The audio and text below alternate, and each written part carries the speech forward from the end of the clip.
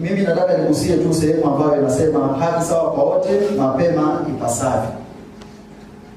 Nimetambua mchango wa mahakama katika kuleta suluhu mbalimbali kwenye jamii yetu. Nisisitize mahakama yetu tukufu iendelee kuwa kimbilio la Watanzania.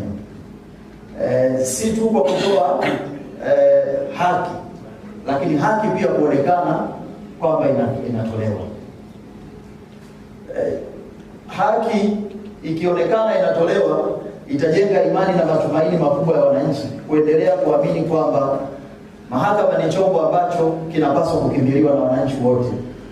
Lakini katika misingi hiyo hiyo, nichukue fursa hii ndugu zangu, kwa dhati ya moyo wangu kupongeza utashi, dhamira ya kweli na ya dhati ya Mheshimiwa Rais Dr. Samia Suluhu Hassan. Tunasema ile political will ni kitu muhimu sana kwa kiongozi mkuu wa nchi.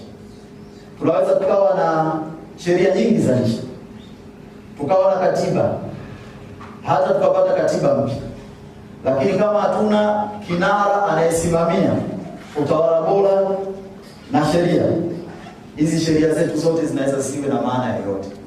Kwa mimi kama mwakilishi wa rais katika kipande hiki cha wilaya ya Hai, naomba nitambue kazi kubwa ya Mheshimiwa Rais katika kuhakikisha analileta taifa lenye umoja, haki, usawa, lakini pia amani.